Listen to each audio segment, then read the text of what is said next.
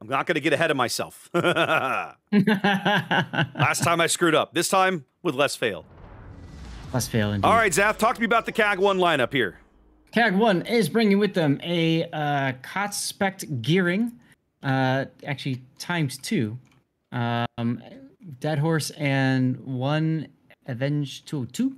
Drowning Turtle is, God, I love that name, in a daring utility build, I'd say. We have Birdie Dastard in the Des Moines with range. We got Leonidas II in a Moskva unique upgrade who's choosing not to move. You know what that probably means. Probably means we might be doing a restart, yeah. As I see Footlong Tacos has stopped. Jet Rebel, keep going. Nope. Leonidas is going. There we go. Leonidas is going. All right. We're good. That's right. Let's do it. Jet Rebel in the Des Moines with the other range. So they're choosing range over unique upgrades. Petrol's in the Montana with a full sniper scope. And then Footlong Tacos in a Conqueror. Haven't seen a Conqueror in a little bit. Cool. What do we have for TORP? Footlong Tacos. Now I'm hungry, Zath. I know, right? All right.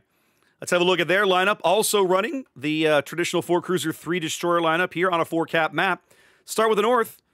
Firtham's Daring headed up towards the A cap. This is the best weather we've seen on Faroe Islands, by the way. You see how sunny it is? Oh, yeah. It's usually like very hazy. This today on Faroe, the sun is out, my friends. All right. Anyway, the Daring. Feel the warmth. Exactly. Running fairly standard build, leaning into the guns there, as you would sort of expect. Mafia's Shimakaze headed towards mid. All the torpedo skills you can pack into that hull. What is he running for torpedo selection, Zath?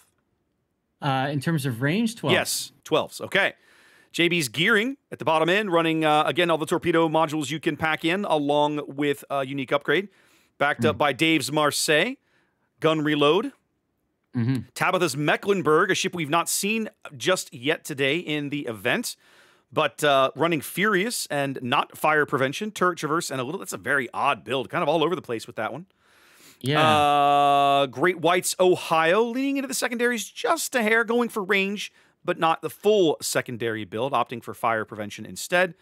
Up north, we have another Marseille. That's Grim Wolf, running top-grade gunner and outnumbered, just so he can cover all the bases.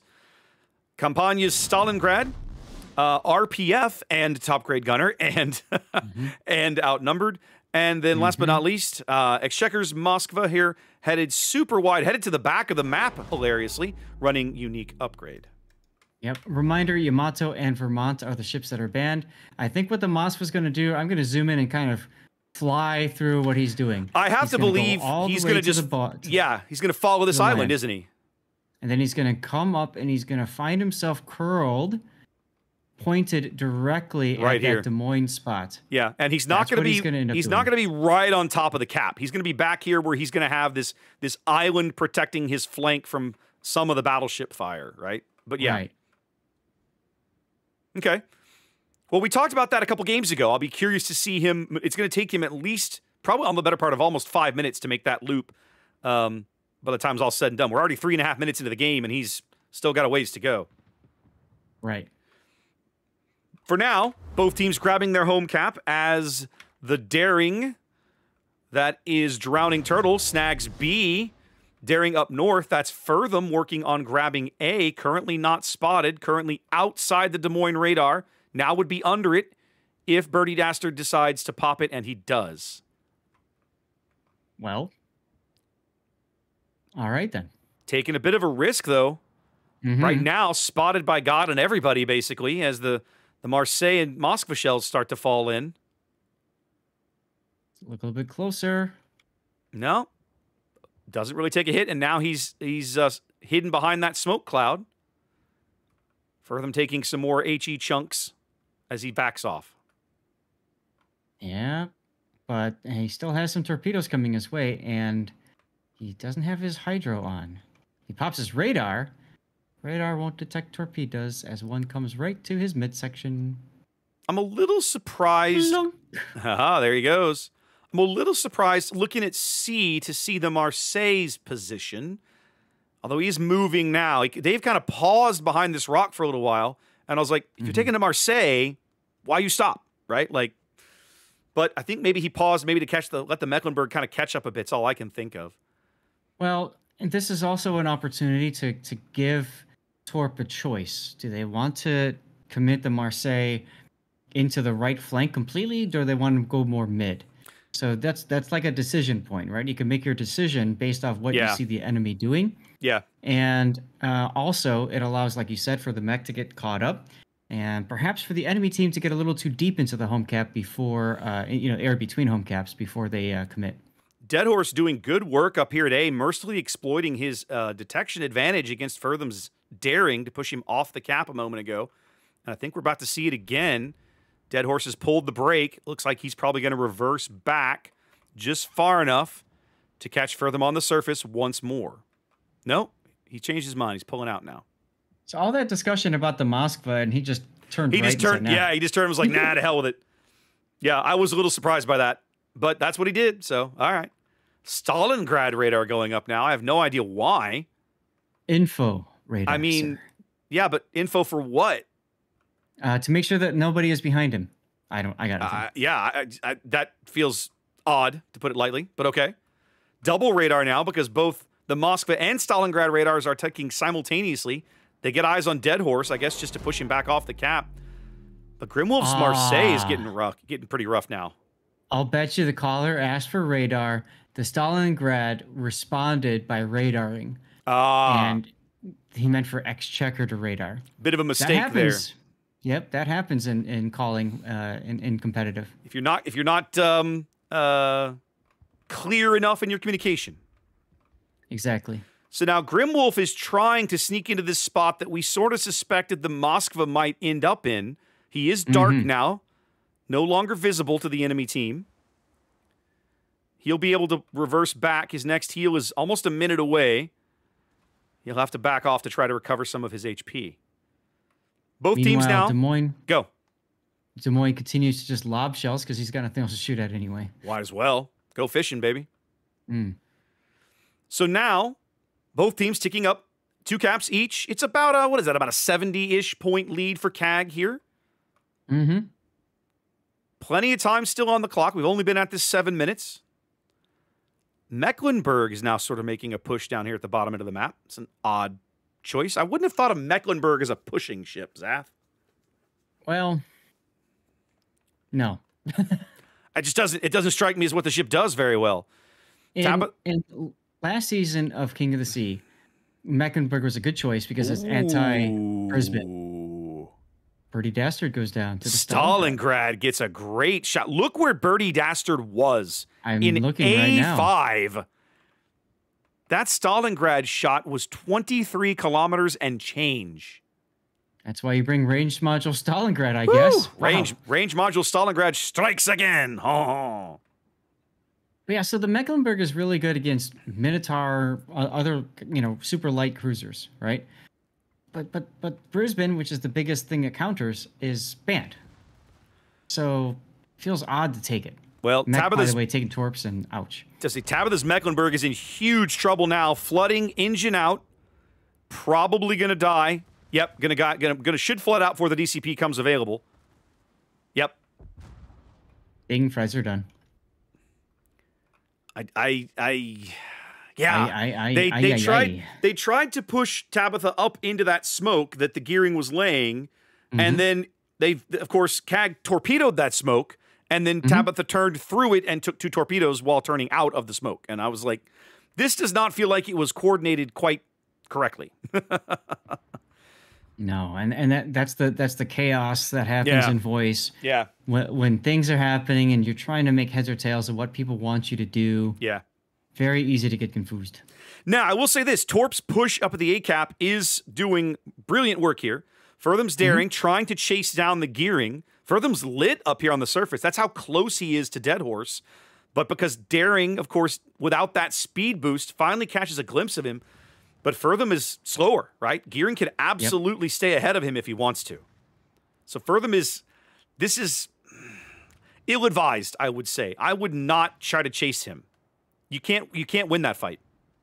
Yeah, he's just doing a Han Solo. He's charging straight at him. Yeah. And Deadhorse is like, I want every bit of this. Thank you. Well, yeah, I mean, you're just feeding your ship and your health. Yeah, you're smoking, but it's coming way, way too late because Dead Horse has teammates and friends that are helping, and this salvo right here is going to end your game. Yep. That's right. You've got all the radar in the world to hunt down the gearing later. That push, that attempt to run him to ground just feels very, very ill-advised. I mean, I can understand the initial engagement and get him to run away. Oh, then push stop him. and smoke. Yeah, push him off, right? But once you know he's there and you've pushed him back from your team, hold up, because his teammates are all going to shoot at you. You are losing the spotting game there, and you cannot catch him because you're in a daring. You give him, he has like 3 to 4 knots on you, right? Yep. Dave Dunnett in trouble now in the Marseille down to the south end. Conqueror AP, no, HE coming in. Montana, I'm sure, is looking as well. We've got Moskva shooting at him. Double fires. They're trying to smoke him up in the gearing, but there's no way he's going to be able to stop in time. No way. He's going to drift into the smoke, take another fire. Wow, he is going to stop. Marseille settled much quicker than I thought. But then he fires. His guns. There's the trigger discipline. Now he's on double fire. Now he's on, at least on triple fire. He's dead. He's trying to heal through a triple fire. It's never going to happen. No. Nope. Maybe if he had held the trigger there, but no. So the TORP push up north is finally on to B. I was just going to say, they're all looking like they're ready to go, but they're not going. No. They've got Mafia's Shimakaze caught on radar here from Le Mans Des Moines. You have to believe that Leonidas' radar will be coming up soon. On your mark, get set. Yep, there it is. That's it.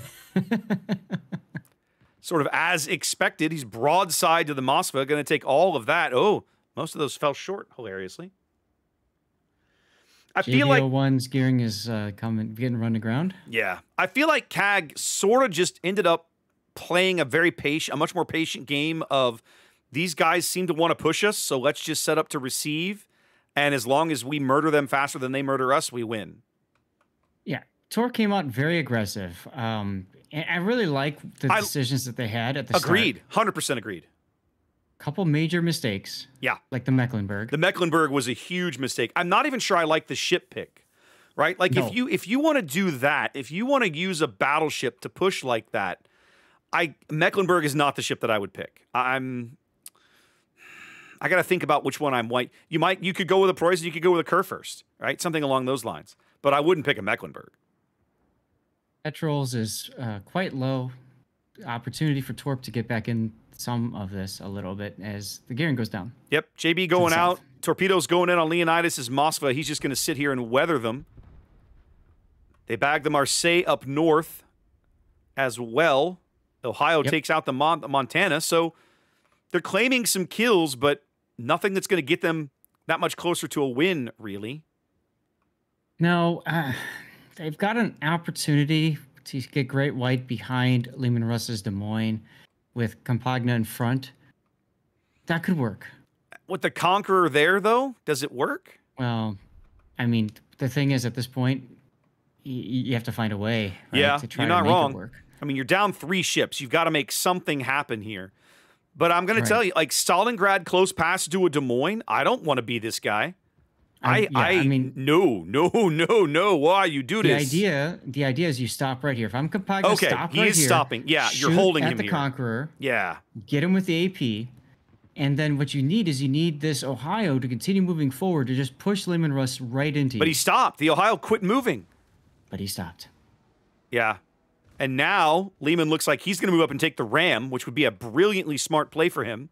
They've got a 3-ship lead. Just take the Stalingrad off the board. Oh, he's a little too close to the island. He's moving a little too slow. He's dragging his hull on the island here. Well, and the Stalingrad just buries all the shells in the armor plating of Lehman Russ, and that doesn't matter. I think he was trying to knock out his turrets, maybe? I'm not sure. Hard to tell. He would have been better suited just turning his turrets right and waiting, because you got to know he's going to try for a drive-by or a ram. Ooh, oh, look at this, Mafia. Look at the Shimakaze coming in to save his teammate. Oh, hero play right there. Wow. Look at that. Brilliant play. That's a clip moment. Well done. I like the teamwork. I really like that teamwork. Yeah, that was well done.